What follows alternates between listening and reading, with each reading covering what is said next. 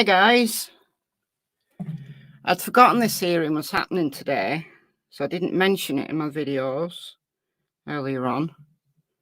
And then I just checked Twitter.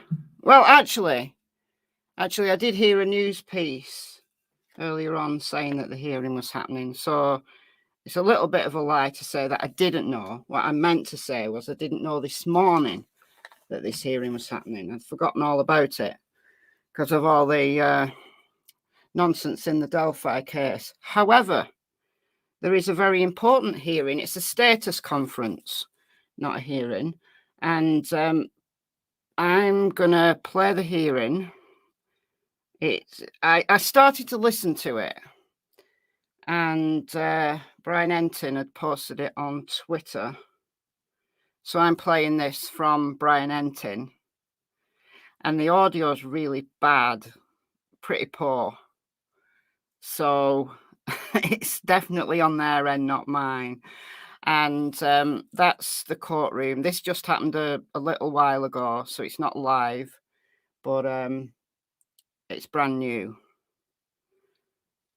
So we're going to play it. It's about half an hour long. It's a status conference relating to the Investigative Genetic Genealogy, or IGG,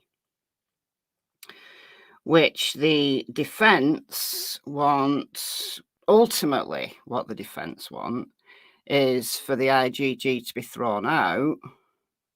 Not that that'll make any difference, but they want all the data, they want everything, right? And the judge had issued some paperwork earlier on this week saying that he was going to look at it in camera, which has nothing to do with cameras. I don't know why they call it in camera, but it means that the judge is going to look at it beforehand and then they're going to talk about it in this hearing. So I don't know what they say. I literally just settled down to watch this and thought, I know what, some people might want to watch this with me. So that's why I've done a very impromptu live with absolutely no notice whatsoever. No, you're not late, Only Grands. We've just started 3 minutes ago. So I'm going to play this. Like I said, the audio is pretty bad, so get your listening ears in. And I'm playing this from Twitter, so there's no CCs. Actually,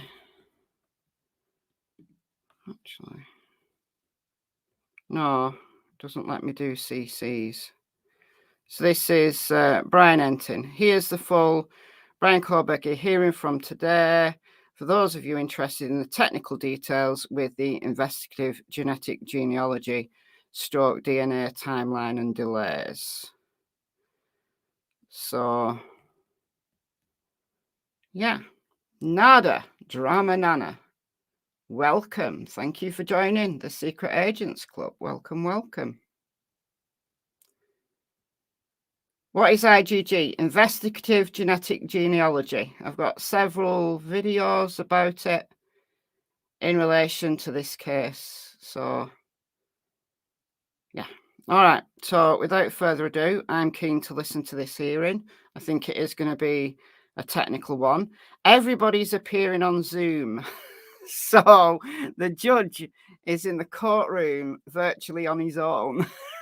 I think there are some people actually sat like behind, but all of the attorneys are appearing on Zoom, and also Bryan Kohberger is appearing on Zoom.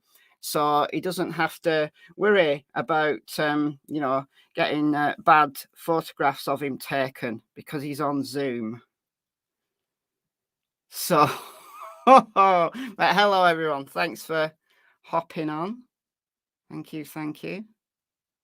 All right, let's listen to this. I'm very keen to listen to what they say.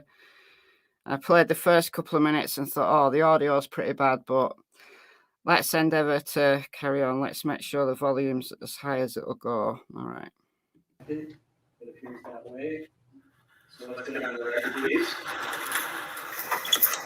Okay, we are now on the record. This is State of Idaho versus Bryan Kohberger, case number CR29, and we do both 2805.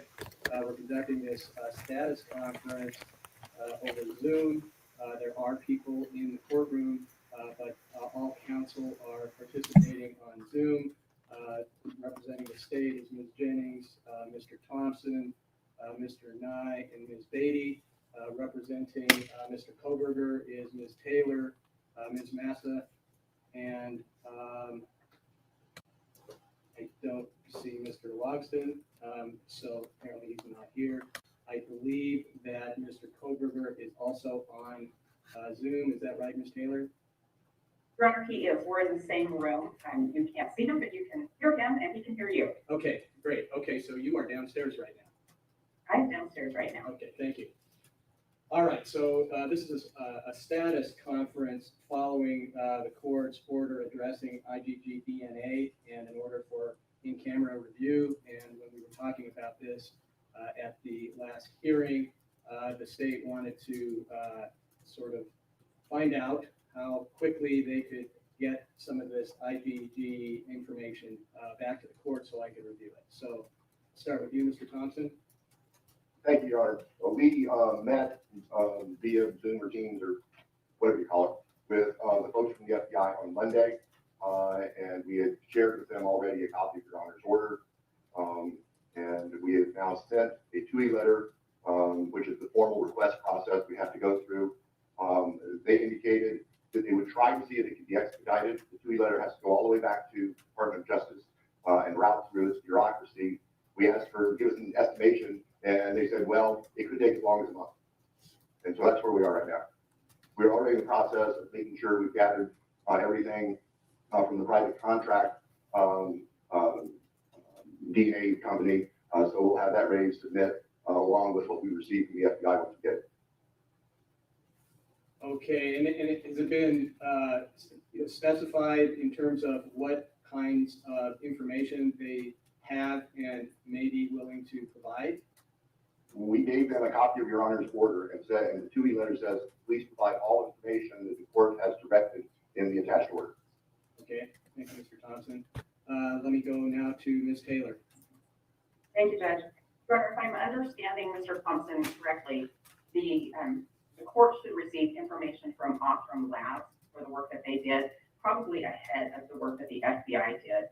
If reading between the lines, that's the private lab, and I think the state has more ready access to all of the Optum lab work and filings.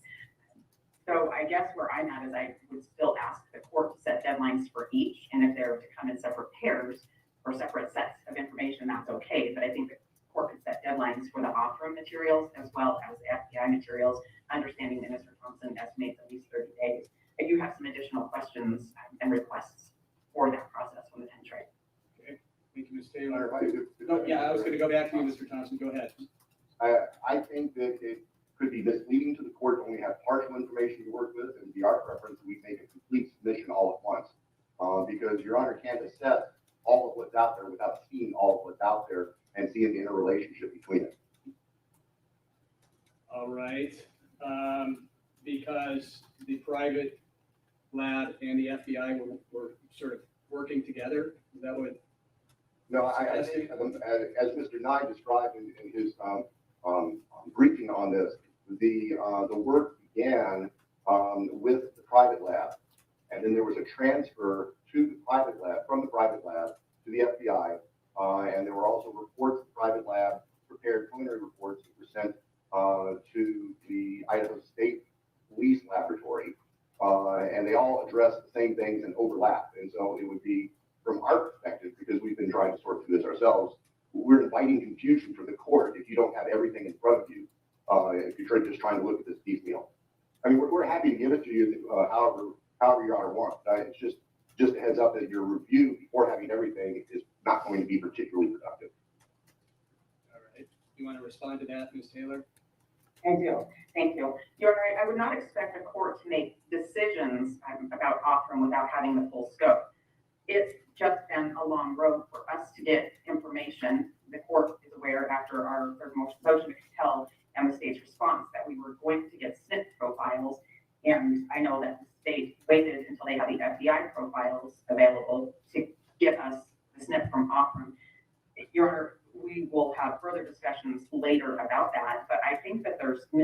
information from the Optum profile that we have. I'm hoping the court gets it, and I certainly understand that the court needs to see everything to make a decision. My hope is that everything includes communication so that you can follow the path of what happened while you make your decision as well. I wouldn't expect you to release it or decide what portions would be released or what orders might apply until you see it all.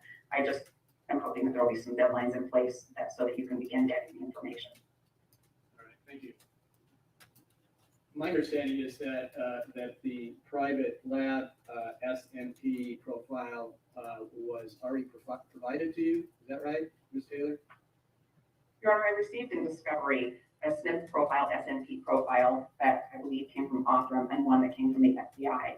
The Optum is not the FASTQ file, which is the general format that those come out in. It's a different kind of file, and it's a smaller data file than the FBI data file. And so I think that there's some issues with what we received from Optum. We have that. We have what the FBI file is, although it's missing a good percentage of information. And we'll be talking to the state about some of that later. But they provided some things. We think it's sufficient. Okay. Obviously, I'm asking to look at all this because I can't make informed decisions if I don't. Is my understanding was maybe there was one SNP profile, but now I'm hearing that maybe there are two, one from the FBI and one from the private lab. That's correct, Your Honor. And the difference is that the one from the private lab is the initial profile that the private lab analyst created from the DNA, the portion of the DNA sample. Right. Then what was transferred to the FBI was after that original SNP had been uploaded to a database, access to the database was transferred. And it's our understanding that once a SNP is put into one of these databases, the database adjusts the SNP to fit what their criteria are for them to do their searches. So there are differences between the two, the entirety of the two SNP. Mr. Nye, you're very knowledgeable on this. Jump in if I'm not stating it clearly. And so in an exercise of caution, we wanted to make sure the defense had both. Had what the original SNP that the private lab created, and also the SNP that was transferred via the transfer in the database to the FBI. We wanted to make sure that we weren't overlooking anything, and the FBI saw, or the defense saw both of them. And we are told, we understand that, like I just said, the databases adopt the SNPs to their search components, and so they're going to look slightly different. Okay, thank you. You want to add anything to that, Mr. Nye? No, Your Honor, I thought that was very well said. Okay, thank you. Well, we're all learning a lot about DNA, that's for sure. So, you know, I don't know that I have the capacity to really examine the information piecemeal. I would prefer to just look at it all at the same time because, I mean, maybe there are comparatives here, obviously. So what I'm going to do, and I know that, I mean, this is complicated too, and we've heard this already, just getting complete information from FBI, but apparently it's in process. I'm going to set a deadline for all the information to be provided to the court by December 1st. That should be sufficient time. If something comes up between now and then, I'm sure I'll hear from some of you or all of you. We can have another status conference if necessary. But I would really just want to push this out, or not out, but more quickly as possible, so that we can get to a lot of the issues that we really have to address as well. So not that this isn't important. All right, so I think that's really all we need to address today, unless anybody else has some other issues. Mr. Thompson? No, sir, and I will communicate that deadline to our contact with the FBI today and let them know that there's going to be some delay. We need to hear about it sooner than later, and we need to have a good explanation for it. Okay, excellent. Thank you. Anything else, Ms. Taylor? Yes, Your Honor. Two things. Your Honor, I am going to request that the court make a privilege log of what the court receives in this packet of information the court is going to review. I will want that to be released to me to make sure the court has a full packet of information to review in making its decision. The other area that I want to talk about is what does in camera mean? This is really complicated, and I would like to know how the court is going to learn about these things. If the court has to consult with anybody, I want to make sure that there's not going to be an FBI agent in the room with the court or anything like that to try to do the in-camera review to make heads or tails of what this stuff means. Well, that's a good question. I don't know the answer to that. A lot of what I'm reading and learning from is all the information that both sides have submitted to me or telling me in these hearings. So that's I'm not pulling information from outside of that because that's not on the record. I suppose if I have to bring somebody in to help me understand this, you will know that. Both sides will know that.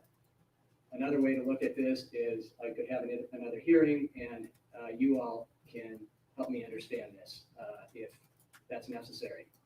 I think I have a fundamental understanding about all of this, and that's I think expressed in the order. But I understand this is complicated stuff and somewhat controversial. So I will do my best. That's the best I can do. All right. Anything else then? Your Honor, I'm not sure what counsel means by privilege law. It seems to me to defeat the purpose of the in-camera review if the court tells the defense everything that it received. I mean, that seems contrary. So I don't know what's being contemplated there. We're going to give you everything we get. And if the court has questions, the court can ask those questions however it feels it needs to. If the court wants to bring in outside help to understand in the way of an expert or something, we don't have a problem with that. We want the court to be able to make an independent decision on this, taking into account and considering the concerns that we had expressed through our briefing argument and understanding the court's interest in ensuring defense has access to what it legally would be entitled to and that appropriate protections are put in place on sensitive or personal or private information as the court deems appropriate so that third parties are not injured by what is occurring. Okay, thank you, Mr. Thompson. I interpreted that as that the state needs to document everything that they're getting just in case, so that if there is an issue down the line, that is documented. That doesn't necessarily mean that you turn that over to the defense automatically. So I don't know if Ms. Taylor suggested that you provide all that information to Ms. Taylor before I make a decision in camera. You want to clarify that, Ms. Taylor? Yes, thank you. Your Honor, what I am hoping that the court will do is just create a list or a log of what the court receives, not the detail of the content, but things like the raw data SNP profile from Othram, the communications between Othram and the FBI, not the content, just that you have those. The statistical analysis that happened within the profiles when making decisions, when the genealogists made decisions about the family tree, that you have the statistical analysis, that you have the bioinformatics for the microarray, that you have access to those things. That's it. That's what I'm thinking that the court would do, is make a list of those kinds of things received. The court should also include that the FBI complied with requirements in my family tree. Those kinds of things, not copies of them. That's what the court's looking at in camera and making decisions for. And I certainly understand the need for information to be protected. During the course of this case, I've signed orders agreeing things are held in a protected way so they're not used without further order of the court. I certainly understand that need, and that's one of the things that I think the court may get to with this.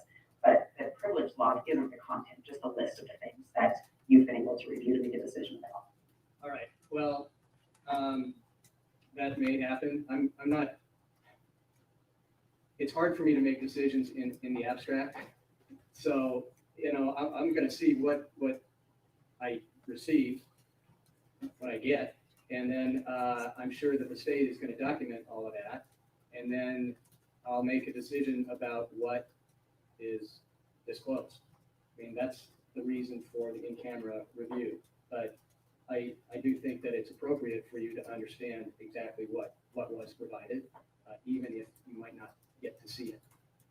But I just don't know what that is. So I'm not going to bind myself yet. Okay, until I see what I get and when I get it. And that goes with if I need to bring somebody in to an independent DNA scientist, then, you will get to know that. But I'm assuming that you are all very educated about this already, so maybe I don't need to do that. We'll see, all right? But if this can be provided sooner than December 1, that would be fantastic. Yes, sir, and that would be our intention. As soon as we have everything that is out there, our intention is to put it together and submit it to the court and have kind of a list of table of contents or index, whatever you want to call it, of what everything that's being provided to the court. I will say, listening to Ms. Taylor's recitation of all sorts of specific types of stuff, that based on our understanding, there are items that she thinks ought to be there that do not exist in the way of documentation form in any fashion. We will give you everything that we are provided with, and we have asked for everything that exists, both from the private lab and from the FBI, and that's our intention. But I don't think that the lawyers ought to get into this guessing game of what should and shouldn't be there, particularly since it is our position the defense has a fundamental misunderstanding of the difference between SNP profiles and traditional DNA comparisons and how that process works. When we start talking with statistics and those sorts of things, those don't necessarily apply in the investigative genealogy world. So I don't want there to be false expectations. I certainly don't want the court to be misled that things of relevance exist that do not.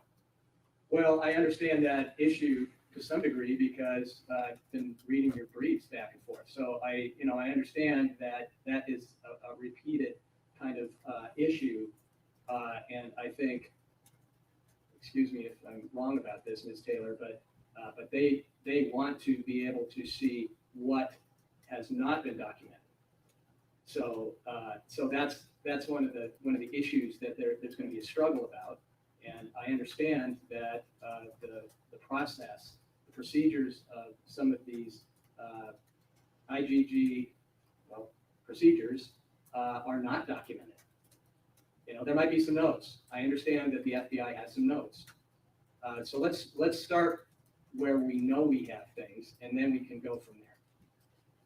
Yes, sir. And that's how we prefer to proceed. I was just reacting to the laundry list of things that Ms. Taylor was reciting that, based on what our experts have told us, don't necessarily exist in an investigative genealogy SNP analysis. That they may exist in a traditional STR DNA analysis. And those are two separate and distinct processes. They do not overlap at all. So we want to make sure that there's no confusion, because some of the things that have been submitted by the defense don't accurately talk about the distinction. And that's why Mr. Nye, in our filings, submitted the affidavit from Ms. Nowlin at the Idaho State Lab, talking about the distinction, the difference between two separate approaches to DNA. I just don't want to muddy the waters. I don't want there to be false expectations created. I understand. Provide, as always, everything that we get, everything that we find, everything that's provided to us, we provide to the court for its review. Thank you. And I understand it. They're very different. Okay, I think that's really clear in the order addressing IgG DNA. I also understand that the state and the defense have different lists. So I will look at it and I'll muddle through it as best I can. But I do understand the difference. And the reason why IgG DNA profiles aren't the same, okay, as our more traditional DNA profiles that law enforcement use and courts have been used for years. Yeah. All right. Your Honor, may I respond? Sure. I want to respond to the accusations that we're misleading the court and that we're trying to muddy the waters. I didn't take it that way. This is about the third time that these kind of pokes are happening at the defense, and we haven't responded to it.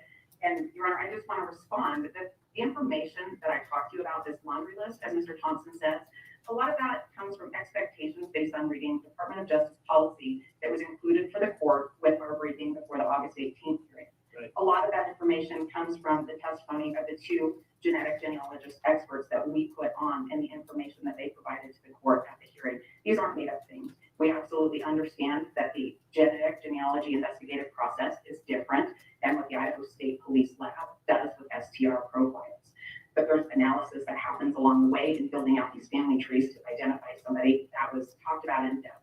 We are not trying to mislead the court. We have been absolutely clear, and we relied on Department of Justice policy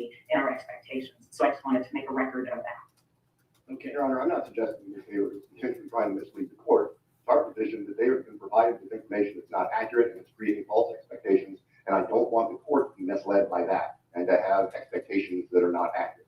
That's all. okay. Thank you both.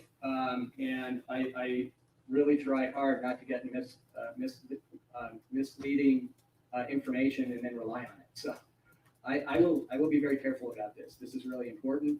And it is, well, as I said in the order, this is a first impression in Idaho. And I want to make sure that we do it right the first time. That is exactly why I requested some information, the IgG DNA information, so that I could go through that and understand it better and make an informed decision for what should go to the defense and what maybe shouldn't. I can't make a decision about that yet. So, but I appreciate the separate positions that you both have, and we'll, like I said, do our best. So if something comes up between now and December 1st, as I said, you can ask for another scheduling conference or a stabs conference like this so that we can kind of iron out the wrinkles if there are any. Particularly if we find out from FBI that it's going to be, much longer period of time before we get it. Now, I sure hope that doesn't happen. So we'll see. It sounds like they're working at it. So that's reassuring to some degree. I will be speaking with them this afternoon, Your Honor, to let them know and impress on them. I think they understand that this is time sensitive and we would like to see it happen sooner than not. My impression is they did not want to underestimate what the amount of time might be, and that's why we're looking at an initial ETA of up to a month. Okay, great. All right. With that, anything else? No, sir. Okay. Ms. Taylor? No, Your Honor, thank you. Okay, well, thank you all, and hope you have a nice rest of your week and nice weekend. Thank you. Take care, everybody. Thank you, Your Honor. Okay, we are adjourned. Coolio. So that was courtesy of Bryan Entin from Twitter. Give Bryan a follow if you do Twitter. I refuse to call it X because it's a ridiculous name. So there's that. All right. So I did say it was going to be technical, but not as technical as I thought, because I don't know what to tell you. I don't know how many times I've gone through the differences between SNP profiles and SDR profiles, but I will go through it very, very briefly. I've got a number of videos. I've done live streams on it. So if you really want a more in-depth kind of knowledge of it, I guess, go and check back my previous videos. But I'll briefly describe the difference between IgG, which uses SNP testing or single nucleotide polymorphism testing, and STR testing, which is your traditional type of DNA testing. The STR testing or short tandem repeat testing is your traditional DNA testing that you use if you want to compare one DNA sample with another, right? So let's say, for example, a paternity test. So you want to know who your baby daddy is, right? So they take a sample of the baby's DNA and a sample of the potential baby daddy's DNA and see whether they're related or not. And it gives you a statistical finding, it gives you a statistical outcome. So in Bryan Kohberger's case, when he was arrested, his DNA was gotten, It's just a good old cheek swab, right? And obviously they didn't have his DNA from him, like literally from his body, before he was arrested. So the STR testing was done after he was arrested. So all this nonsense about IgG is completely befuddling people. People don't get it. People think that Bryan Kohberger has been set up in some way and that the prosecution are being intentionally misleading or intentionally hiding things from the defense, and nothing could be further from the truth. It's because people don't understand it. And this is why I've gone to lengths to try to explain it to people multiple times, many times. So when Bryan Kohberger was arrested, right, they took a cheek swab and they tested that DNA gotten from him, from his body, with the DNA on the knife sheath. And it came back as being something like 5.5 octillion. An octillion has got 27 zeros. So what I'm going to do is I'm going to write 5 octillion in the chat. All right, so it might be a while. All right, so 1, 2, 3, 4, 5, 6, 7, 8, 9, 10, 11, 12, 13, 14, 15, 16, 17, 18, 19, 20, 21, 22, 23, 24, 25, 27 zeros. So 5 octillion, that's what octillion looks like. 5 with 27 zeros behind it. Right. More likely for that DNA sample on the knife sheath to be Bryan Kohberger's than anyone else in the world. Now, there's a roughly 8 billion people in the world. So a billion has got what, 9 zeros? 1, 2, 3, 4, 5, 6, 7, 8, 9. That's 8 billion to represent the number of people on the planet right now. Right now. So Bryan Kohberger's, that statistical number has never been proven. Well, I don't know what to tell you. All right, so 5 octillion times more likely to be Bryan Kohberger's from a DNA sample taken from his own body and anyone else in the world.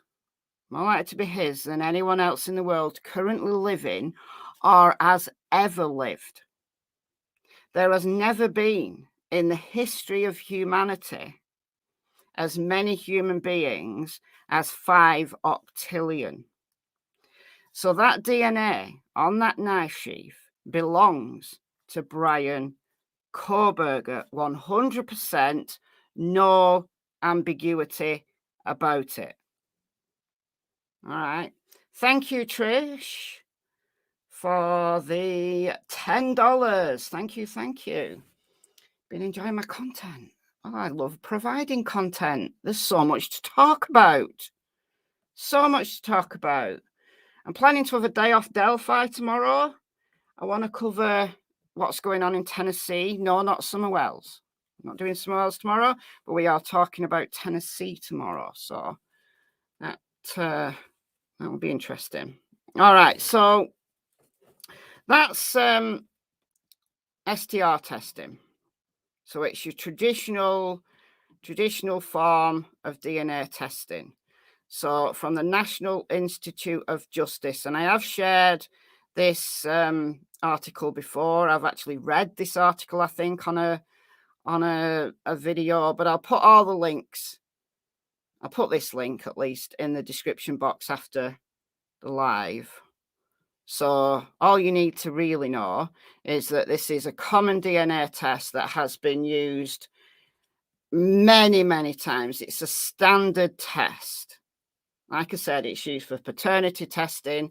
It's used in ever since DNA has been able to be isolated and tested in a lab. Law enforcement agencies have been using it since the 1980s. They've been using this kind of test, right? So there's no issues with SDR testing. You can't say that it's not a proven type of test, or else you're going to have to throw out every single court case ever that has ever used DNA analysis. So it's forensic lab 101. It's the forensic lab's bread and butter, SDR testing. It's dead quick and dead easy these days.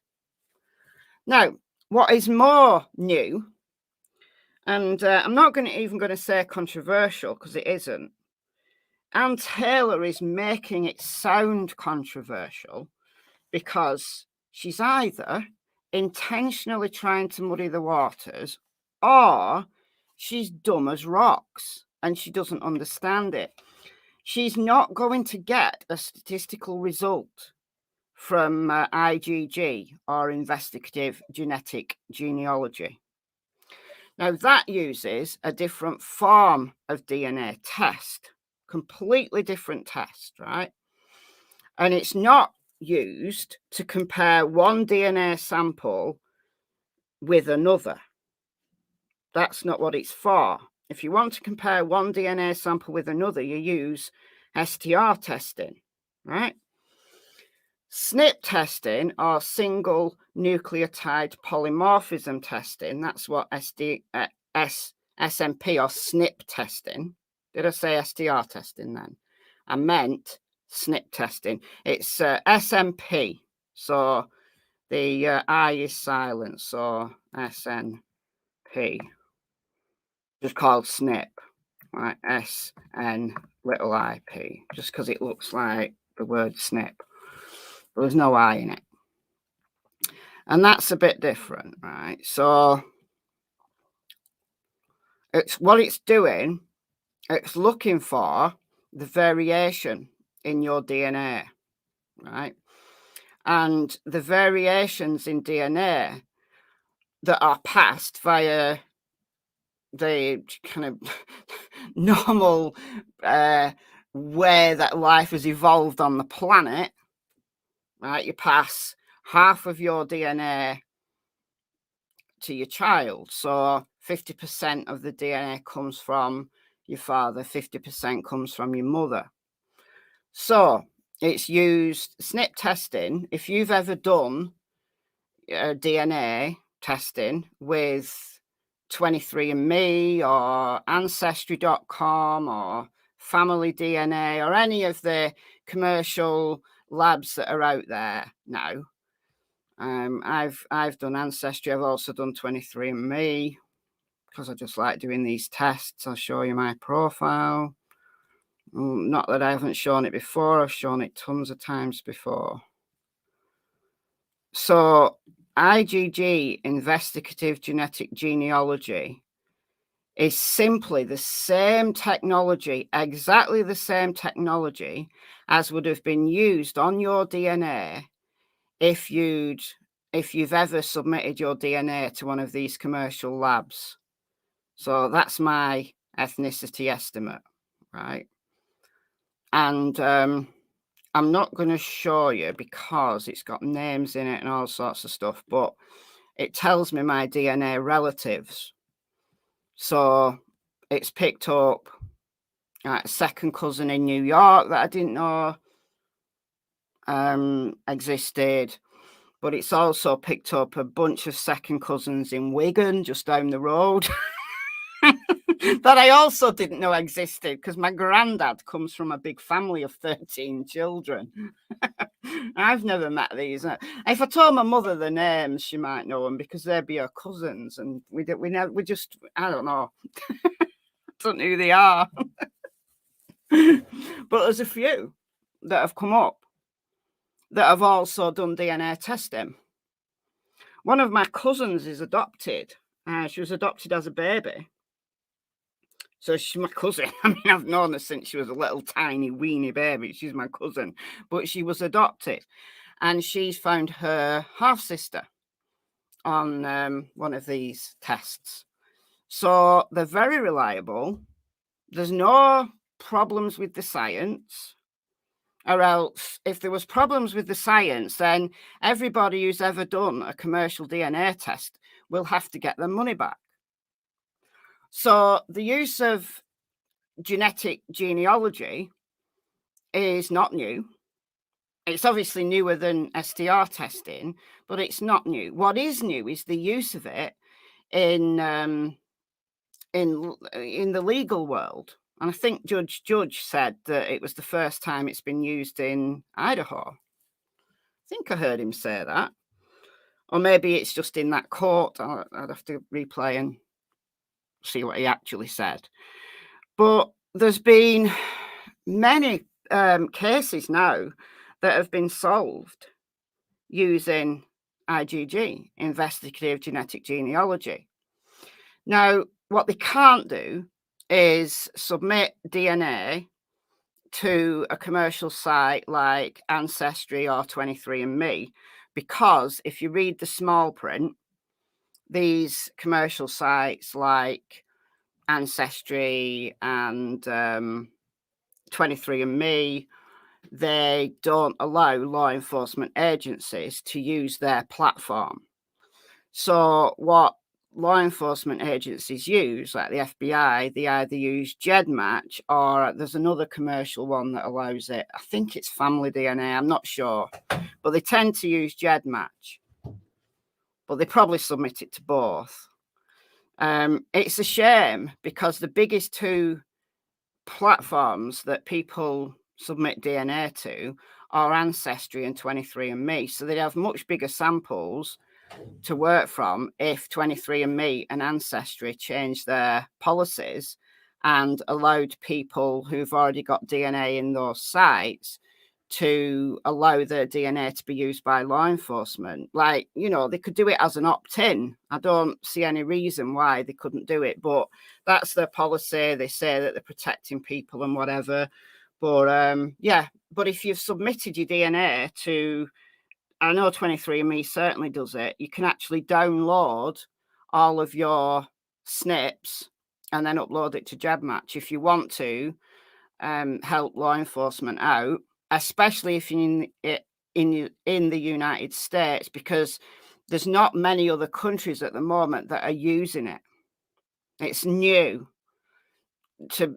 newish. It's only been used in the last few years in law enforcement circles. But like I said, the science isn't new, and there's thousands and thousands and thousands of people now who submitted their DNA to these sites to get an ethnicity estimate, just like mine. That's my ethnicity estimate.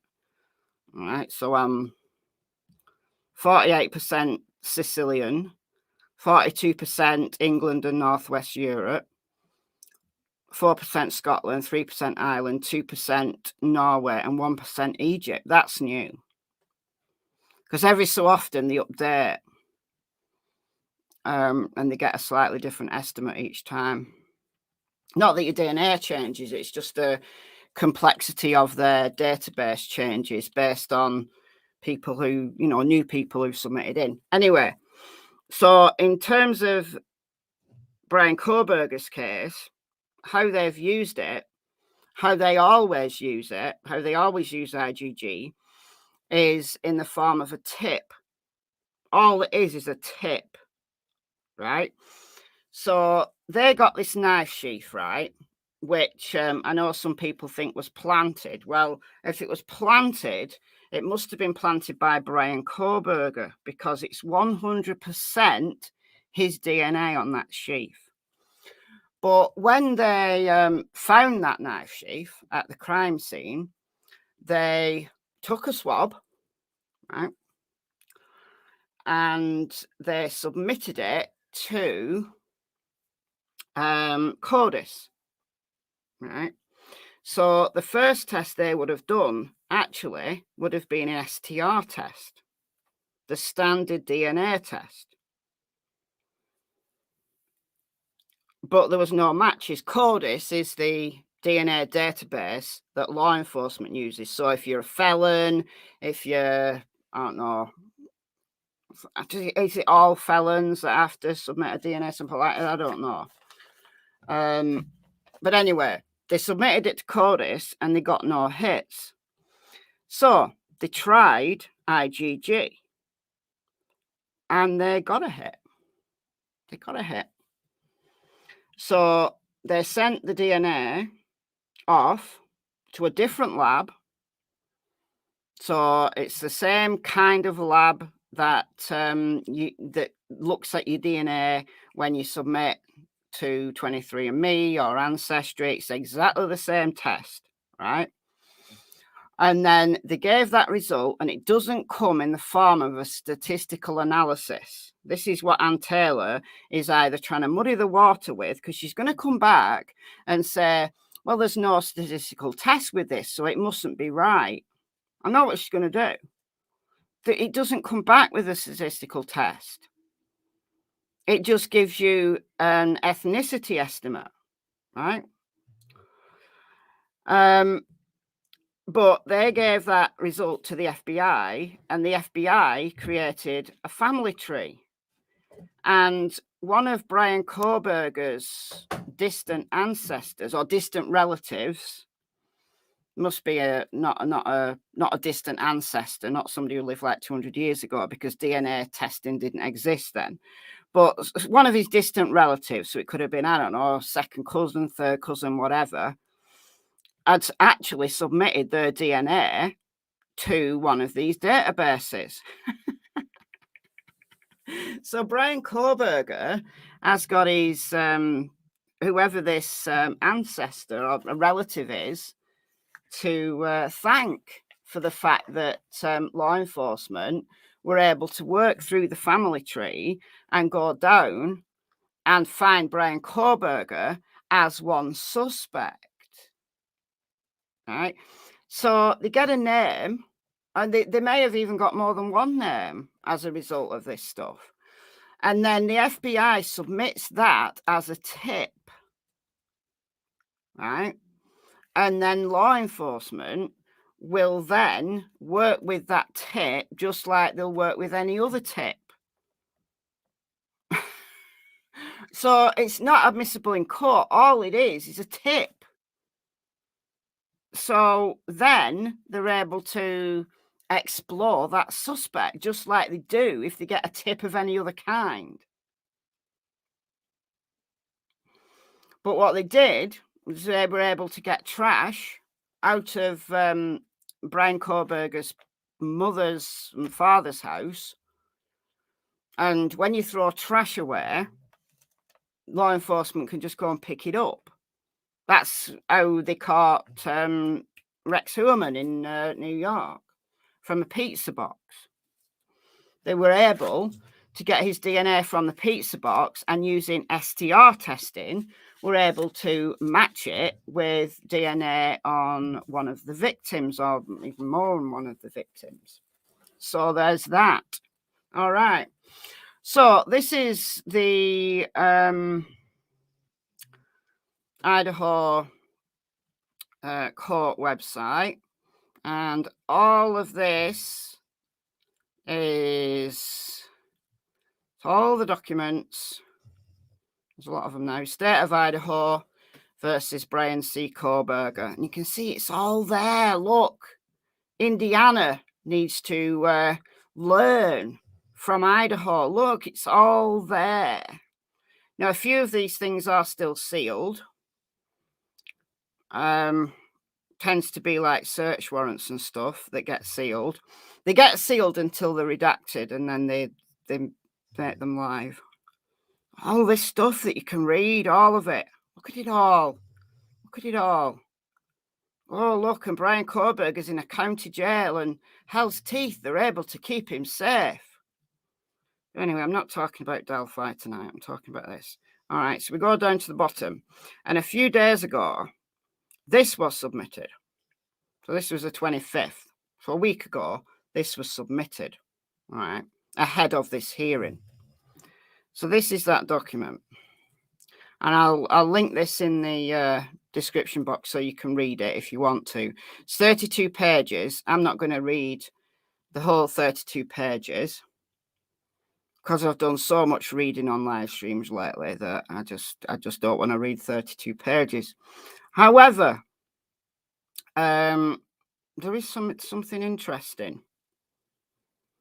It gives us a timeline, which I find interesting. So I'm just going to read the background here. So we know that the crime happened on November 13th. Okay. All right, so I'm just going to read this section from here. While investigating the murders, law enforcement discovered a tan leather knife sheath laying on the bed next to Maddie.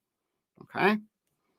So they submitted that to the state lab and located a single source of male DNA. Single source. So when Ann Taylor says, oh, there was 3 unidentified male pieces of DNA in the house, it could have been one of them. No, it couldn't, because there was only one DNA sample on the knife sheath. So that knife sheath, oh, look, it's Bryan Kohberger's DNA. Oh, dear.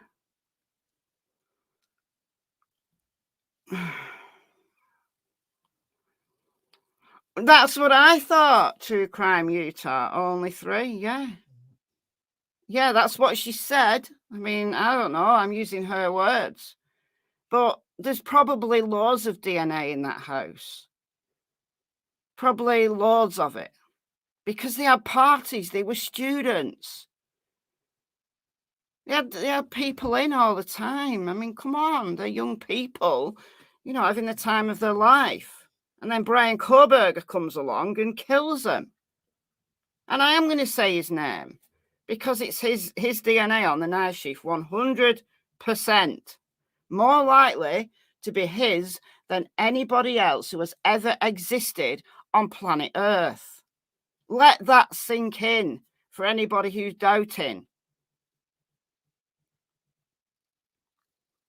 He needs to plead guilty. Or else take him to the old Sparky right now. He needs to plead guilty. They've got him. His goose is cooked. His goose is cooked. That's why Ann Taylor is scrabbling about trying to find anything to try and work with. Anyway, all right. Once law enforcement had single source from the K-bar knife sheath, they conducted what is called short tandem repeat. So they're going to say what I've just said.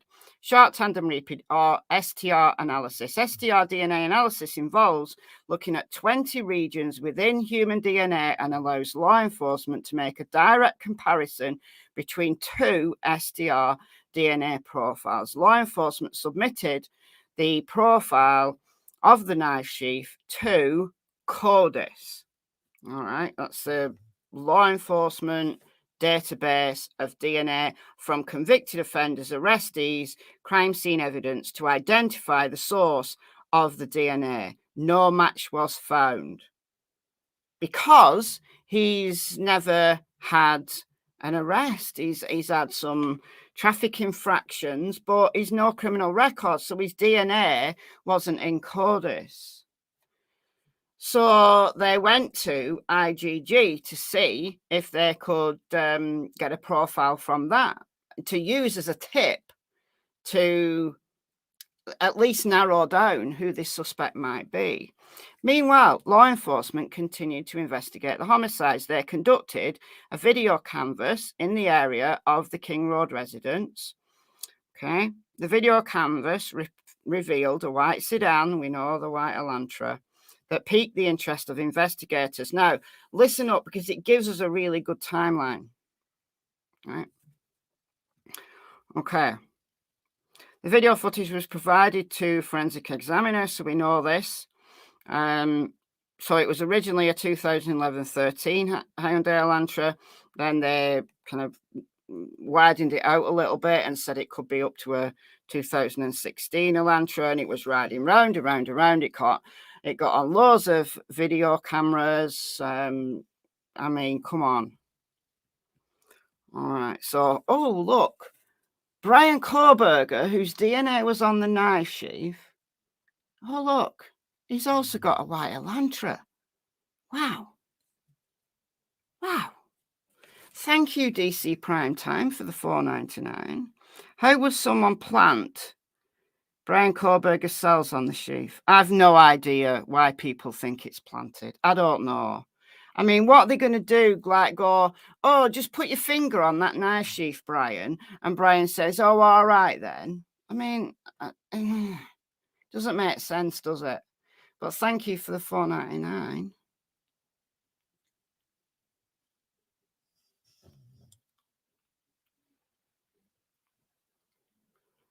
Did I see where a guy was put in prison because his DNA was found under a victim's fingernails, but it turned out they'd shared the same ambulance and the finger machine had his DNA on? Oh, well, that's very unlucky. That's unlucky. That's unlucky. Anyway, all right. The state's case alleges that with this information, law enforcement determined that Kohberger's physical description matched that given to investigators, my surviving roommate, so that was Dylan.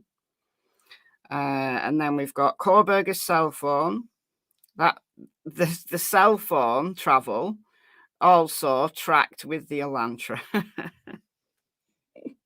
So somebody said, just put your DNA on that knife sheath, Bryan. Oh, by the way, can I borrow your phone and your car? And I just want to go driving around. Well, that didn't happen either, because Bryan now has admitted that his alibi is that he likes to go driving at night. So no one borrowed his car. Hey, I don't know. His goose is cooked just in time for Christmas. I'm saying this is a vegan, so it's a vegan goose. It's not an actual goose. It's a vegan goose that's getting cooked here. All right, just in time for Christmas. Oh, Thanksgiving for you guys in the US. Thanksgiving's coming up, isn't it? Cook him in time for that. Fire up old Sparky. Right, so we're just going to move down a little bit. All right, so we've got the cell phone records. We know this, right? So December 27th, Pennsylvania agents recovered the trash from Kohberger's family residence. So where does it tell me? It must be up here.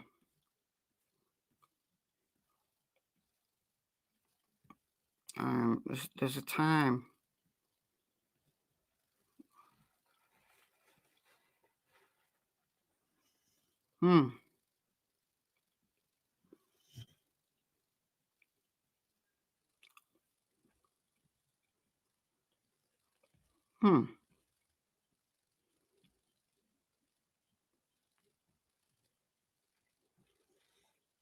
Well, maybe it's just a little bit further down. But I know there's a time as to when all this stuff started to come together that I thought was interesting. It gives you a more complete timeline of like how they did things.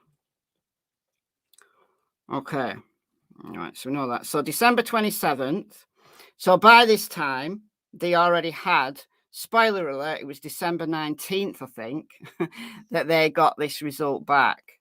That, yes, they had a hit on the IGG and they had a suspect.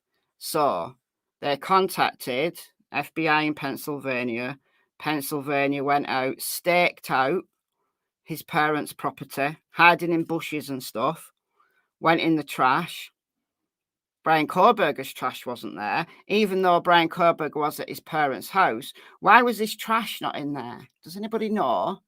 Because you'd think that his trash, his DNA, would be in his parents' trash bin. No, the reason why Bryan Kohberger's DNA wasn't in the trash was because he was wearing gloves and sealing his trash in Ziploc bags, in these baggies, and then taking them at night to and putting his trash in his neighbour's bins. So Does an innocent person do that? Does an innocent person take the time to put their trash into baggies while wearing gloves and then go out in the dead of night and put it in their neighbour's trash? No, they don't. No, that's not normal behaviour, is it? No, not normal behaviour of an innocent person. So very circumstantial, but given everything that we know now, yeah, it's alleged that when he was arrested, he was sitting there at his parents' table sorting out his trash with gloves on and that, Anyway, instead they got his dad's profile. So they were able to take DNA from the trash, right, and do an STR test. On his dad's DNA, and then compare that with the DNA on the knife sheath. And it came back as a 50% match. Well, who's a 50%? Well, okay, 50%. You share 50% of your DNA with your father and 50% of your mother's DNA, right? And how did they know that it was his dad's DNA? Well, because it had a Y chromosome. Because male profile is XY, female profile is XX. So they know that that's his dad's profile. Anyway, all right. So December 30th, he was arrested. So let me find that date because it's interesting. So they're talking about GEDmatch here. I've only skim read this. I've not read it all properly. But there is a date on here.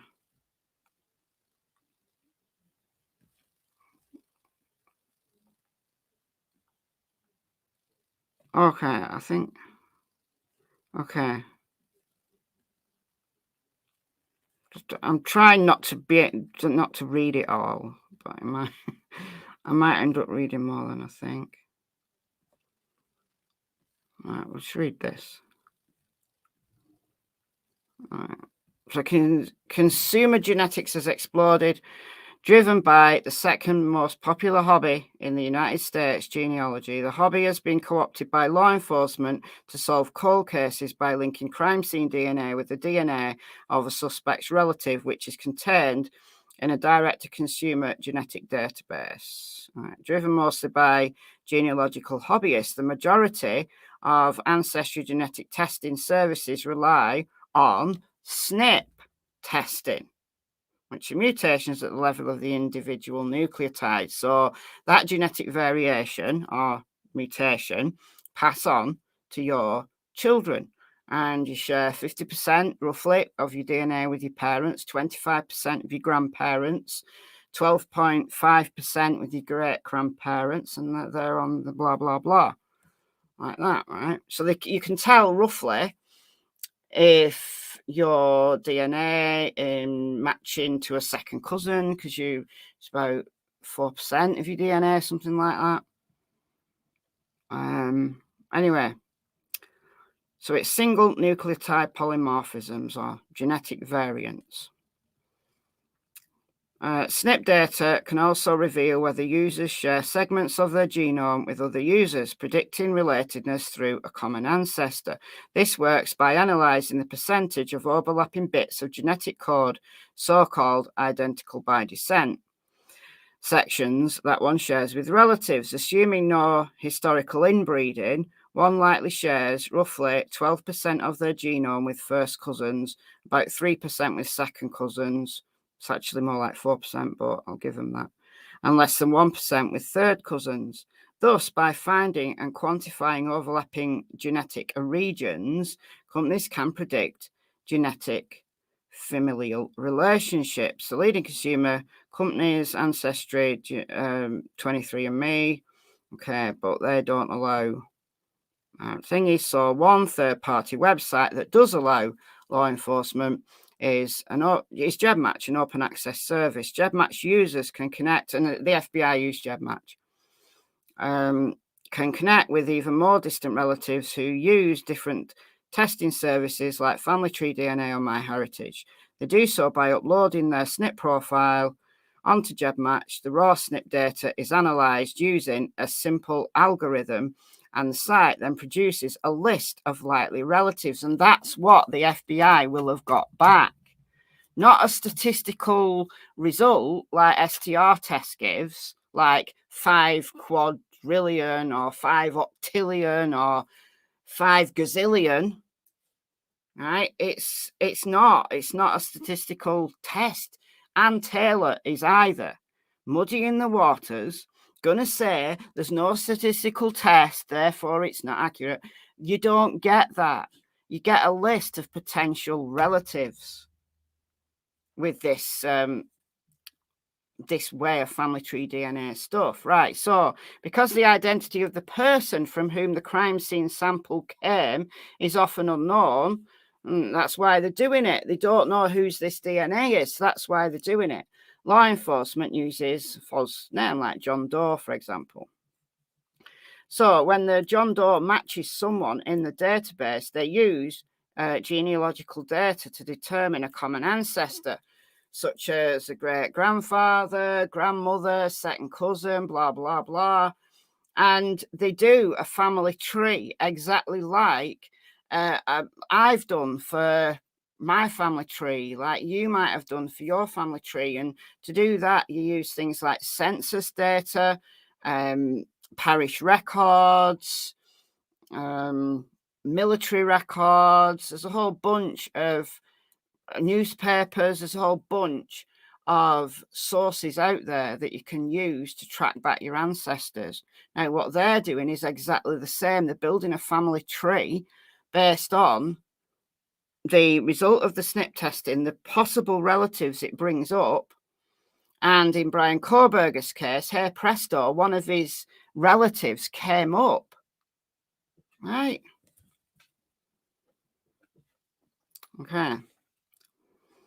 They then triangulate other data, such as birth, death records, marriage records, voting records, well, we don't have voting records in the UK, but military records, to build out a pedigree that, from that common ancestor, identifying all potential individuals who may be suspects. As we each have about 1,000 fourth cousins and 5,000 fifth cousins, depending on the degree of relation, this process can be quite time-consuming. The methodology is known by different names. Okay, so it used to be called forensic genetic genealogy, FGG, but they seem to be using investigative genetic genealogy now anyway. Okay.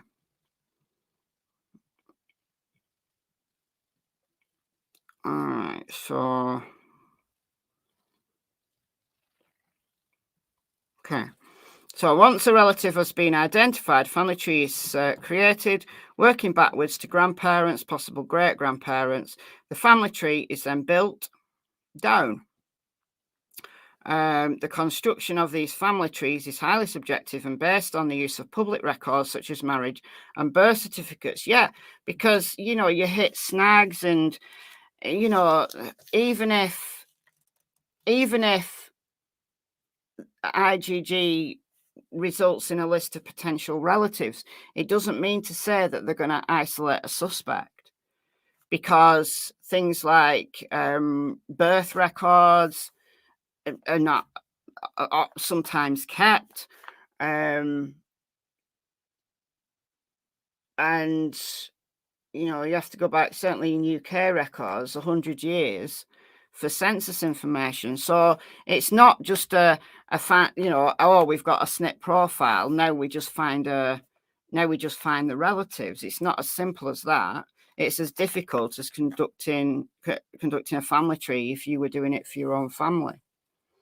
And it gets even more complicated if the person is adopted as well. Yeah, church records, like parish records, we call them here in the UK. But some churches, the records are rubbish. They're not good. Whereas other parishes are brilliant. So it's very hit and miss. So the state describes law enforcement's use of IGG in this case. Okay, does it give me a date now? Where's the date? Oh, I have to keep reading. Investigators used IGG to begin the process of developing a lead. That's all. It's just to develop a lead. And if they get a hit, a potential suspect or suspects, they give that in to law enforcement as a tip. And then law enforcement use good old-fashioned police work to investigate that tip.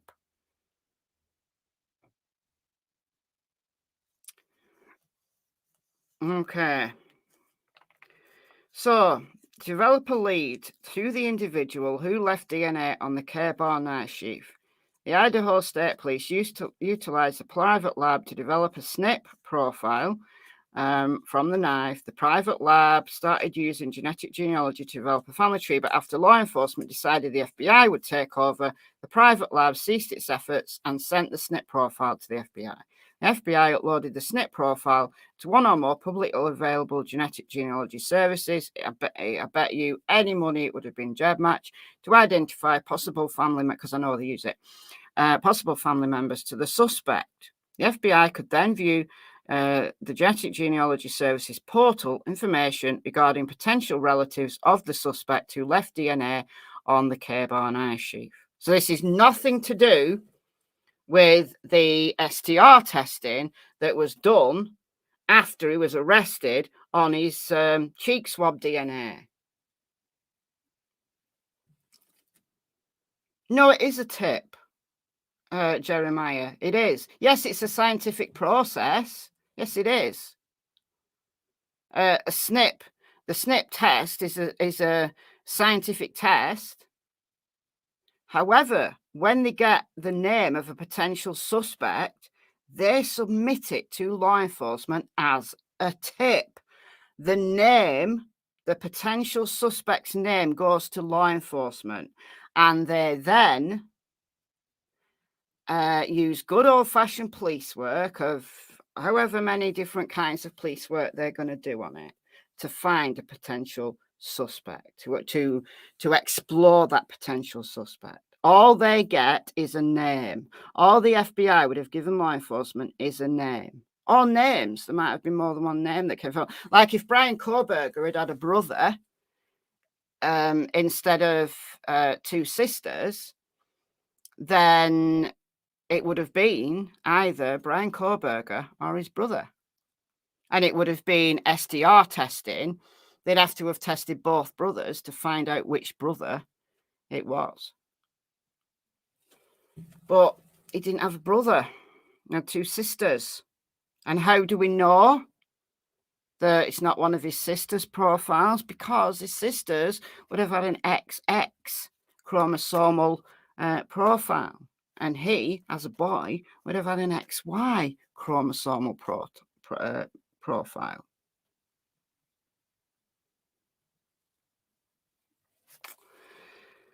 Okay, so built a family tree.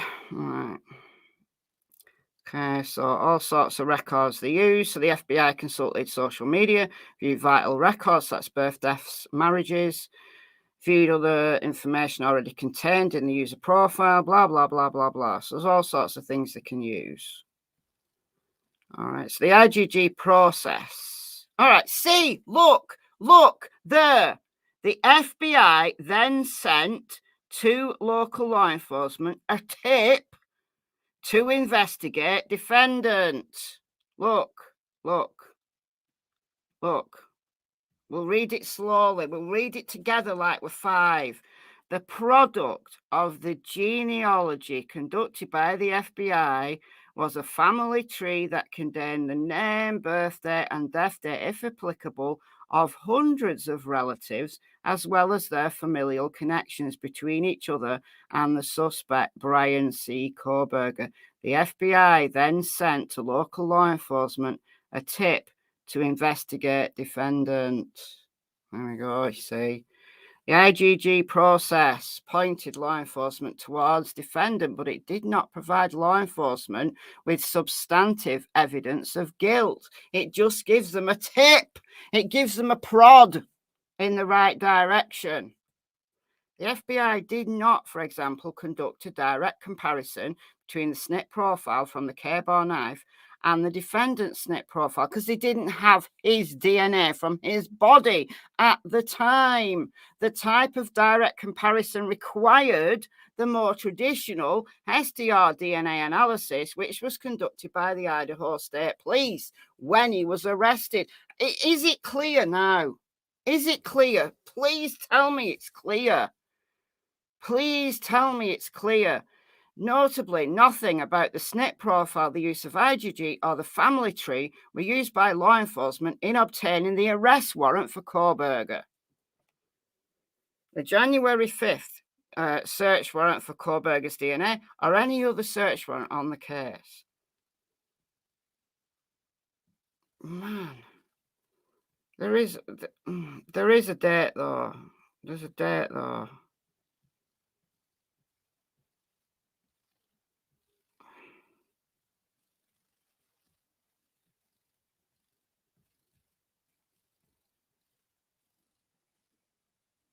Why can I not see it? So these are just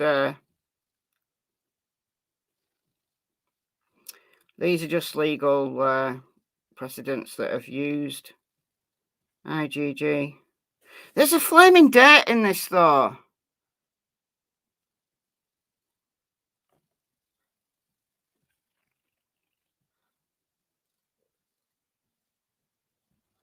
So that's what the defense is arguing, all the nonsense that they're arguing.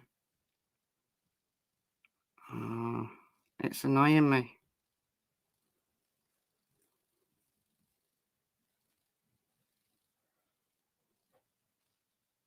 It's undisputed that the SNP profile itself is the result of a scientific test done on the evidence of the case. So the question becomes, is the family tree and notes relating to building the family tree results or reports of scientific tests or experiments made in connection with the case?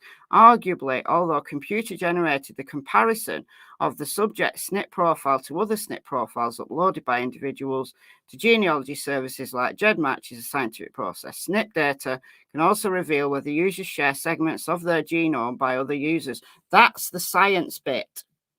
That's the science bit, right? But it gives you not a statistical likelihood or anything like that. It gives you a list of potential relatives. That's it. Then you have to work the family tree based on a whole bunch of records. But it says a date. It says December 19th. I swear to you. Why can I not find it? I'm right at the end now. So this is just the argument about how much they want to provide the defense, because they don't want, what the state don't want to do is provide the names of all the relatives because it's a breach of privacy. That's the issue. Because the defense wants them all. And the state are like saying, well, no, why do you need all the relatives? Why do you need the relatives when they got Kohberger, arrested him, tested his DNA, and it can't possibly be one of his relatives, even if he has close male relatives in the area, it can't be them anyway, because they did an SDR test, which was 5 octillion, which is 27 zeros, 27 zeros. Let that sink in. That 5 octillion is more people that have ever existed in the entire history of humanity on planet Earth.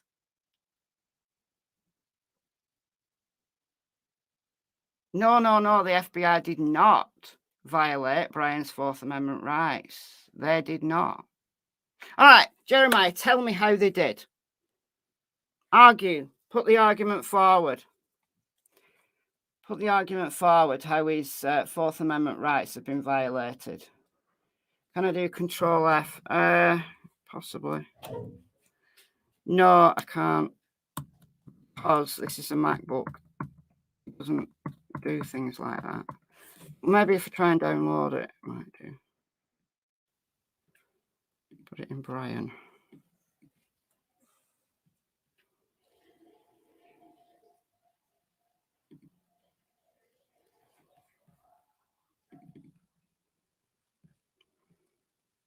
Is that the right one? Yeah. Control F. Does anybody know what the function is on a MacBook? Search. Search. 19. Why is it not searching? Search never works for me. Oh, there we go. All right, it's giving me loads. Right, 19 December.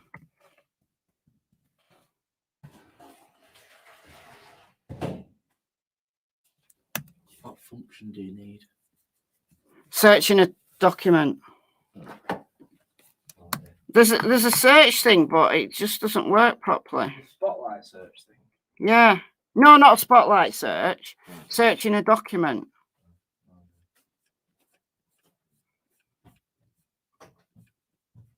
All right, we'll find all the 19s now.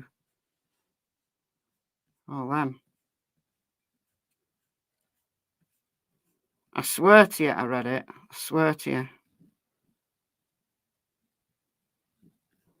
So, might not have even been 19th of December, but I know there's a date when this result came back, and there was that's kind of the starting point of where they knew the name Bryan Kohberger.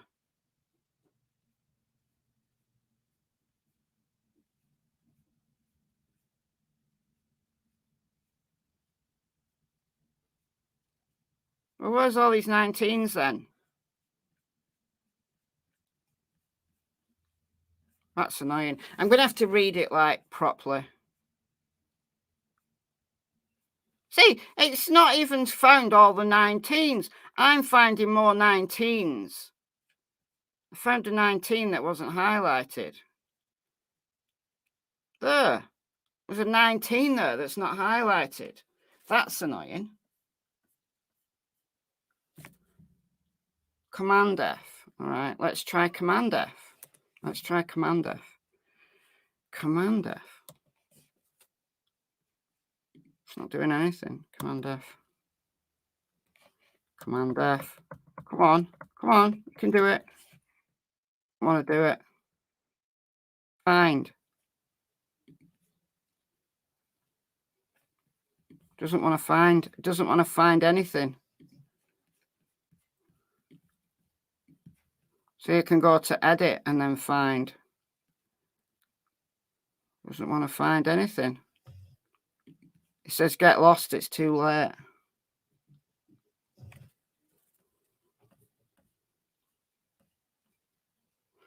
He sent me an interesting article about BK. That is so annoying. But anyway, there was a date that they found the name Bryan Kohberger. So everything works from that day when they got that name. And now I can't see for looking. I've read all that. No, I haven't. I'm not going to spend all my time trying to find it now, but I swear to you.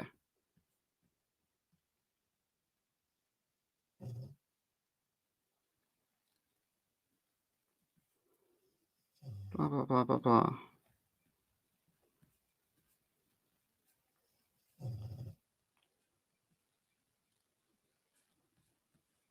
I've read this.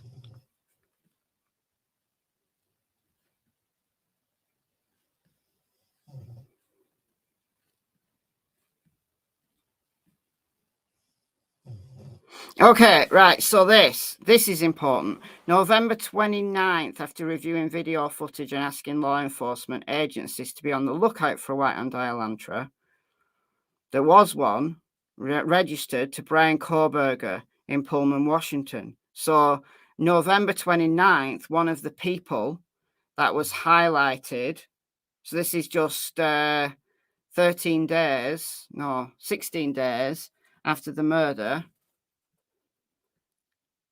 Bryan Kohberger's name was there already. But that's just probably one of many people who had Hyundai Elantras in the area. But this DNA, you know, the fact that they had a Bryan Kohberger with a white Elantra from November 29th, and then they get the results of this IgG with Bryan Kohberger as a potential. Well, that's two different results that led them to Bryan Kohberger. But I can't find that date. Maybe I was seeing things before.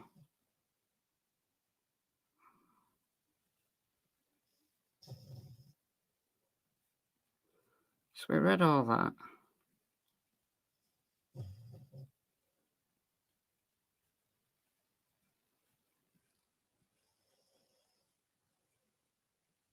Maybe I was seeing things because I just can't find it now.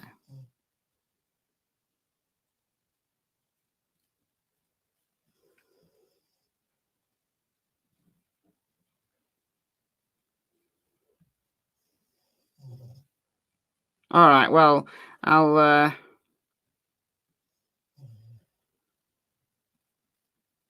not spare you with this any longer. You must be going dizzy with me scrolling.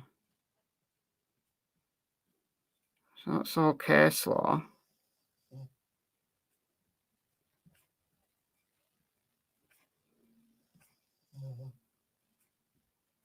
Oh well, maybe I didn't see it. Huh. Anyway, I'll sort that out in my own time. Oh, you can't see anything. I'm scrolling on my document. You can't see that, can you? Well, I've been scrolling on my document and I can't find it still.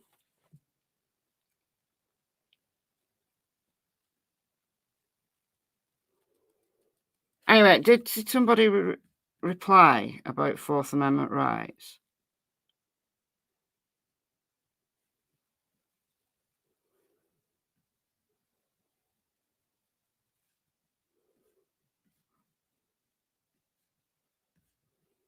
Anybody? Has anybody got any question? I can't find. If you responded, Jeremiah, I can't find it now because I was too busy scrolling. Oh, I got you. So they use DNA from databases without a warrant to secure his arrest. No. It doesn't work like that. No. They did not use his name. They used a database where people had agreed that law enforcement could use their name in IgG testing. So there's nothing to do with requiring a warrant to do IgG. They would have put his DNA into the database, into GEDmatch, as a John Doe. Because the reason for doing the test in the first place was to find out who this was. And if you leave your DNA anywhere in public, like on trash, this is how they caught Rex Heuermann. He threw a pizza box away. Once you throw something away or you leave your DNA in a house or on a knife sheath, that DNA is publicly available information. So they got that DNA off the knife sheath and then compared it using SNP testing to names in that database who had agreed that their names could be used. Nobody's Fourth Amendment right had been violated. Jeremiah, you are wrong, son. You are wrong. Wrong. Wasn't someone's ID found at his apartment? Allegedly, Allegedly, but I don't know. Option F for a Mac. Hold on. Oh, I've closed the document now. I can't be bothered. It's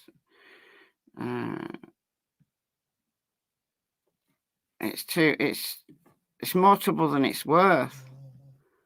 I'll go back and try and find it like later.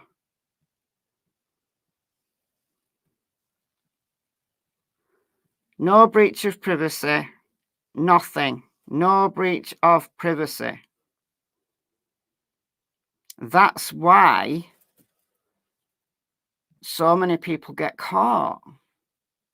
If it was a breach of privacy or a Fourth Amendment violation to take someone's DNA, then any case that had ever used DNA since the 1980s would have to be thrown out. That's nonsense.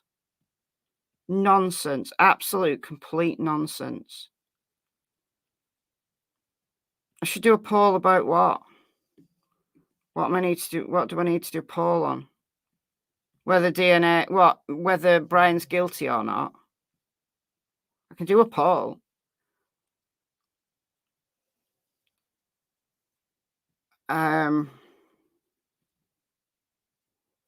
Yeah, apparently so. Apparently he was. I mean, you know, he could argue he has OCD, and that's why he was wearing gloves in the store, I guess. But sitting at his parents' table with gloves on, in his boxer shorts, putting trash in baggies. I mean, come on now. That's not normal behaviour.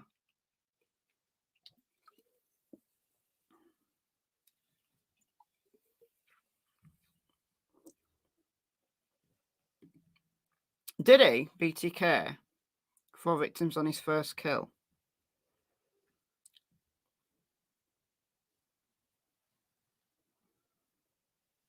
Oh, I bet they've got loads.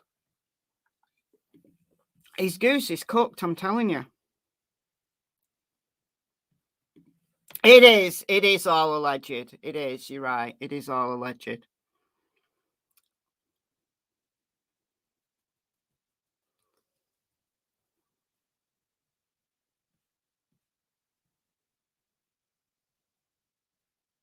Yeah, I mean, all this glove thing, it's all alleged.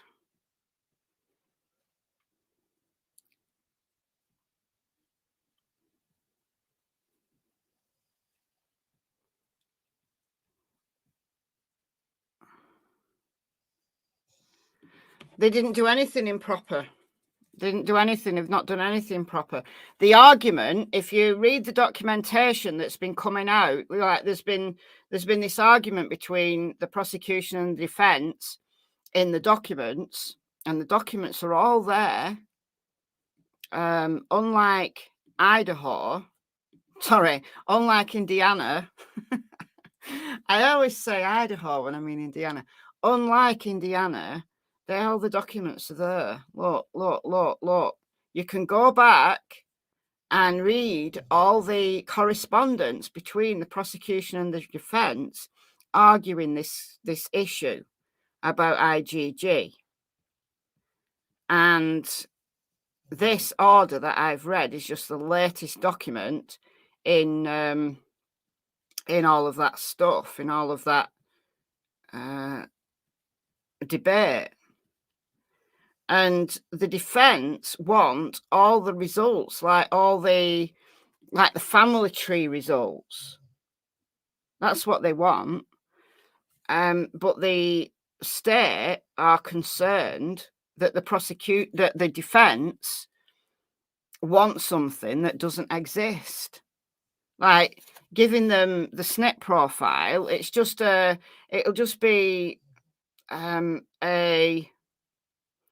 a long list of T's, A's, G's, and C's. That's it.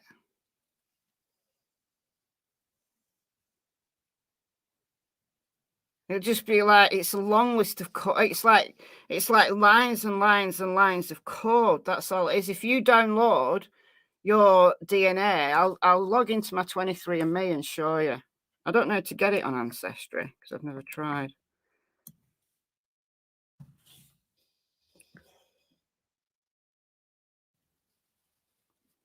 Hold on, bear with me while I log in.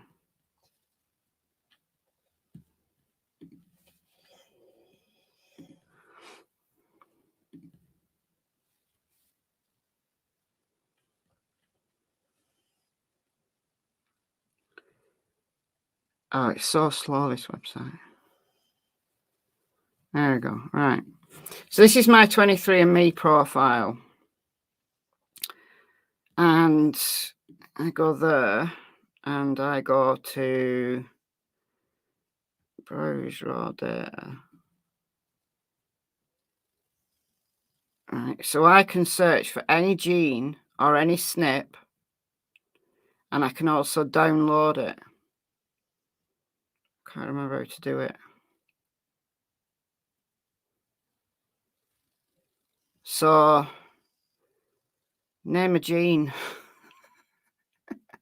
Name a gene. I've got some. Where is it?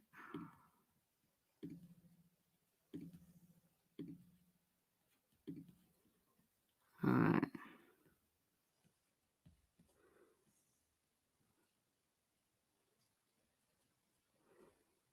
All right, I'm going to search for.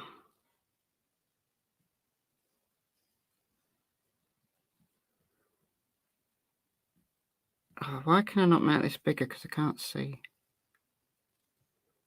All right, I'm going to search for this. Okay, this is a genetic mutation that helps you with vitamin D, like processed vitamin D. So it's on chromosome 11, and oh, it's not genotype, that one. Oh, that's annoying. I've chosen completely the wrong one. But yeah, you can search for any. This is a SNP. That's just one SNP. But when you download your data, is it in settings? No, view my profile.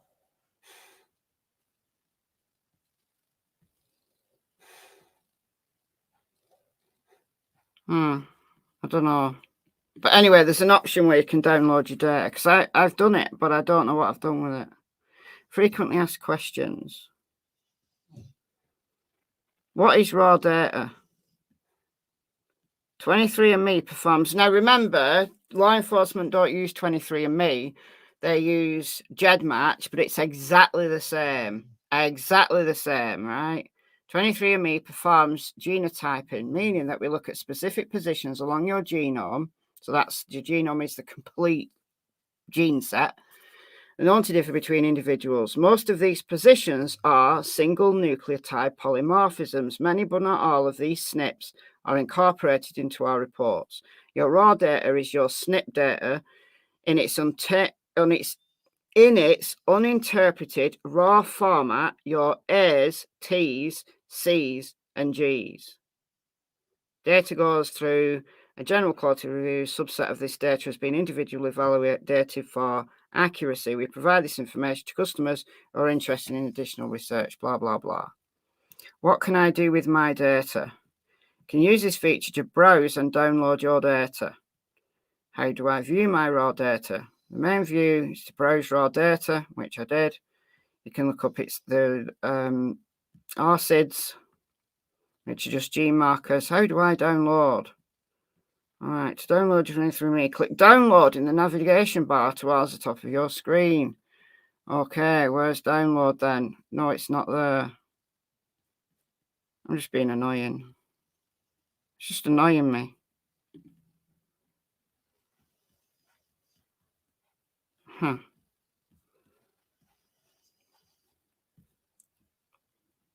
Scroll to the bottom. Well, I can't scroll anywhere because it's not there. Once your file is ready to be downloaded, you will receive an email prompting you, blah, blah, blah. Was that useful? No, because I can't find it. Thanks for your feedback. Home. Oh,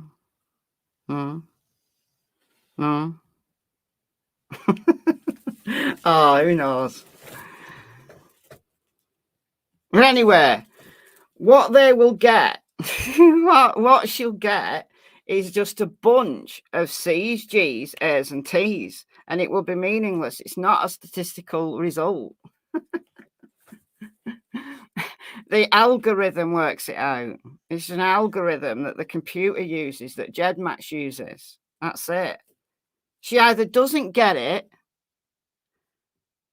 or she or she's just trolling. She's just trolling. So the argument is, how much should the state provide the defense? That's the argument. That's it. It's a really boring argument. Like Mr. Thompson said, that he doesn't think Ann Taylor, should be disappointed when she gets the results, because the argument is not about the A's, C's, T's, and G's. She thinks she's going to get a stats test. It's not a stats test. So she's going to claim that there's not enough information, but it's not available because it's not used, right? It's not like an SDR test. So whatever she's been reading the wrong thing. Oh, is Jeremiah being annoying? I don't mind people asking questions.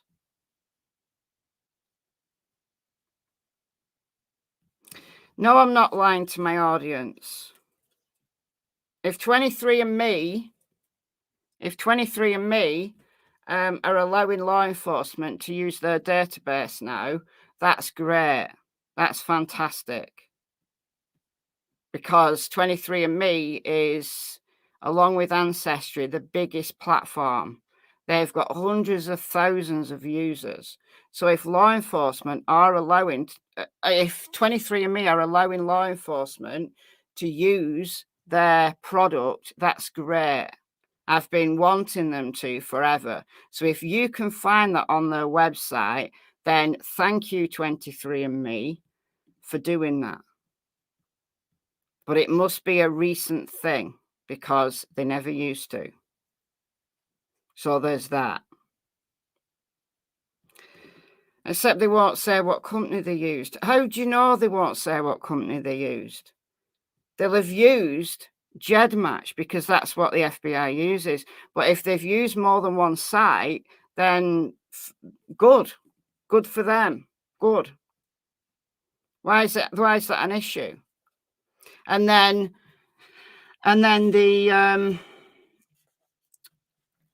the construction of the family tree, then that's done through any publicly available source of information, such as births, deaths, marriages, census information. There's a whole bunch of sources that they could use. Voting information, well, it's not relevant, but military information. There's all sorts of different data they could use, including social media. So if you've got a publicly available profile on social media, they can use it. Like anybody can use it to do their own family tree. So there's no constitutional crisis here like there is in Delphi. So if you're so concerned about the rights of the clearly guilty Bryan Kohberger, why don't you hop over to the Delphi case, in which I've been making daily videos, and go and see what's going on in Delphi, Indiana, because there's a whole bunch of constitutional problems there that you might be interested in to fight the good fight against the corruption in Delphi, Indiana, specifically in Carroll County, Indiana. So go and do that rather than fighting for a clearly guilty Bryan Kohberger. Why don't you do that? Go and do that. Go and do it now. Go and do it now. 23andMe chooses to use all practical, legal and administrative resources to resist requests from law enforcement. Well, there you go. We've got inconsistencies. I don't care, right? I wish 23andMe would. If they are, brilliant. If they're not, well, they should. I'd tick yes to a question, can law enforcement use your data? I'd say yes, because there's too many perverts and murderers out there. Let's catch them all, fire up old Sparky, and have done with it. That's what I'm saying. I don't care what Ann Taylor believes. I don't care what Ann Taylor believes. The FBI are not going to go and use some random website that they are not able to use. They're not going to do it. They're not going to do it. Yeah, well, if he pled guilty, he might get out of the death penalty. Just think about that. If he agreed to plead guilty, their argument could be he'll plead guilty as long as you don't go and fire up old Sparky or load the guns for the old firing squad. I know they don't use the electric chair now. Nobody needs to tell me that.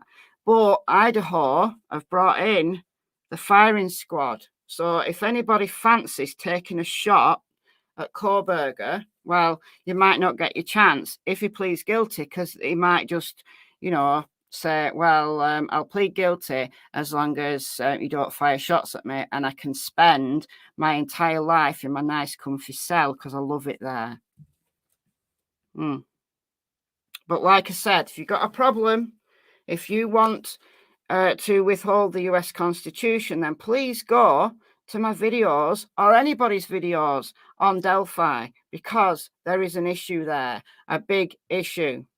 Go there. Learn that case, because it's a big, big, big problem. Why are people shouting? I have no idea. Well, Anne can ask as much as she wants. They're probably going to just give her the company name when she gets the data from the FBI. And what the judge said was that he wants to wait for everything to come back. You heard him. He wants to wait for everything to come back to look at it as a totality. Once he's looked at it as a totality rather than piecemeal, then he'll give it to the defense. That's what he's agreed. You heard him. You heard the conversation. So she's going to get that. She's going to get it. So what's the problem? It's GEDmatch. The FBI uses GEDmatch, I'm telling you now. So, but if they used another one as well that allows law enforcement use, great.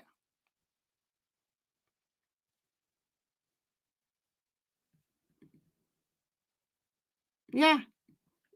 All these labs are really good.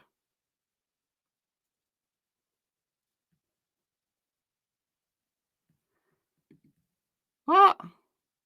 You have to give blood to get married?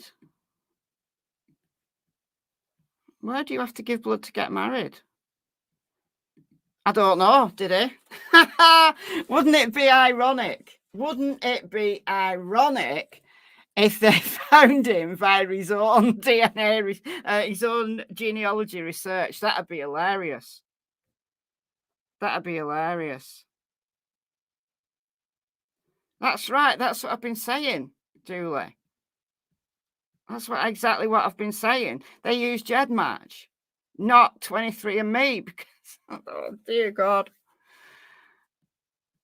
Dear God.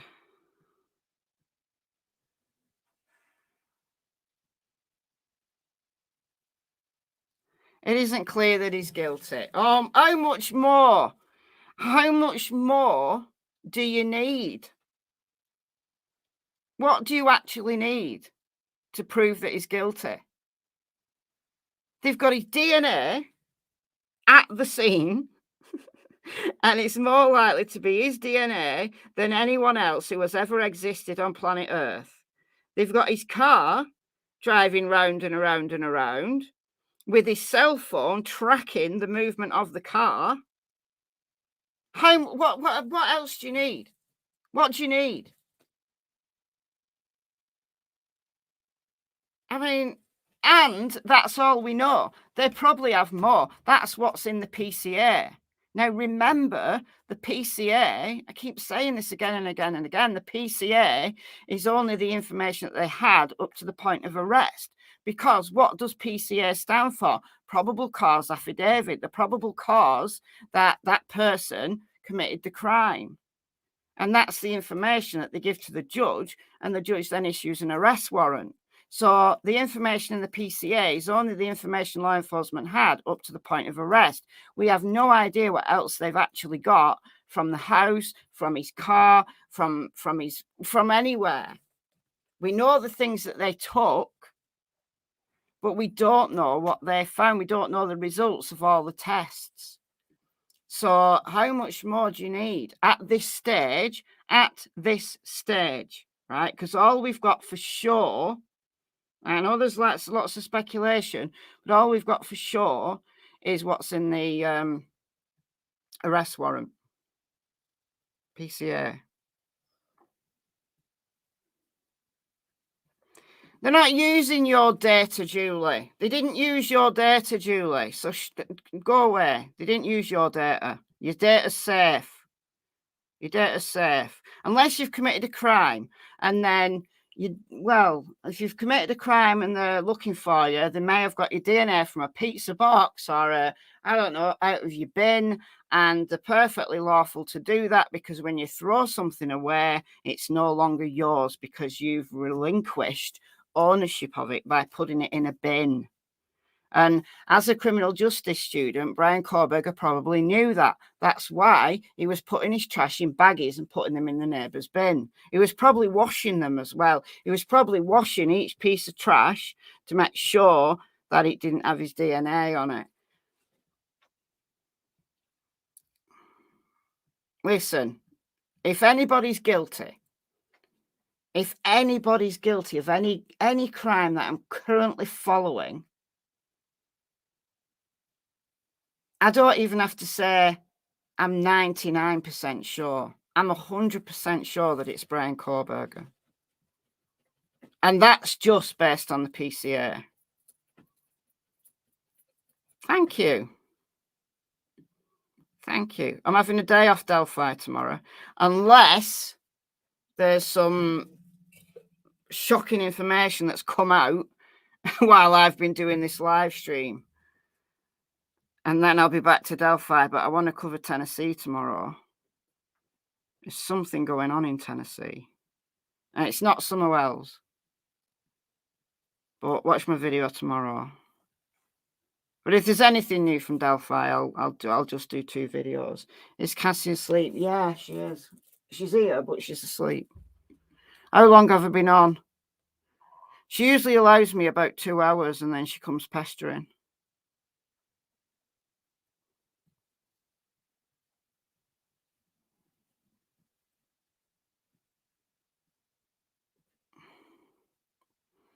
Really? Oh, that's never happened in the UK. I've never heard that. I've never heard that you had to give blood to get married.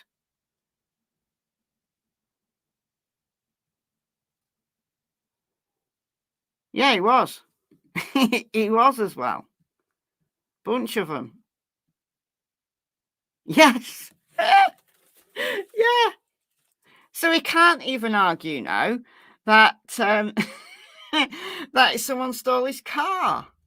He can't even say that.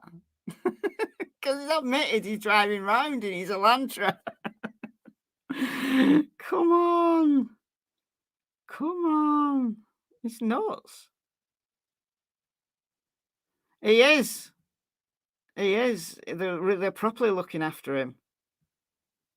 I'm telling you, the Ann Taylor would have broken him out of jail herself if she thought he was being mistreated like Richard Allen is.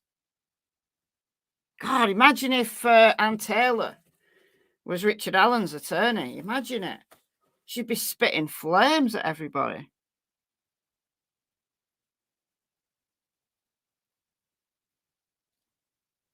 What's so special about DNA? Well, if you leave something somewhere, they can take your DNA. So, yes, they can take your DNA off trash and stuff like that.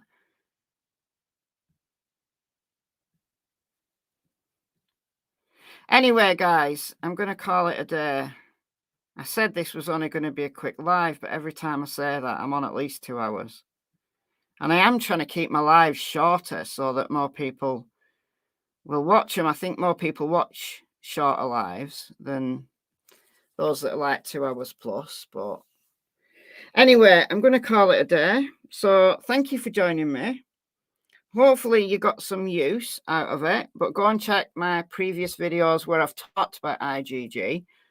And if you're still dead confused, then there's loads of really easy to understand pieces of information because so many people are interested in genealogy and the DNA and stuff like that. There's so much information now.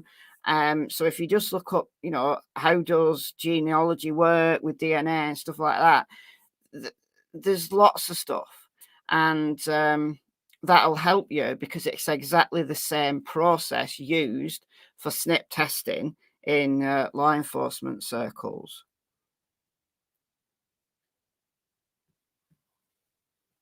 "116 minutes. I've been on 1 hour and 57 minutes now. All right, I'm going to go. It's gone midnight. Oh, I've got to be up early tomorrow as well. Oh, no, that's bad. All right. Okay, thanks for joining me. Thanks for the donations. Thanks to the mods, etc., etc., etc., etc., etc. And I'll see you tomorrow in the next video. Bye, guys.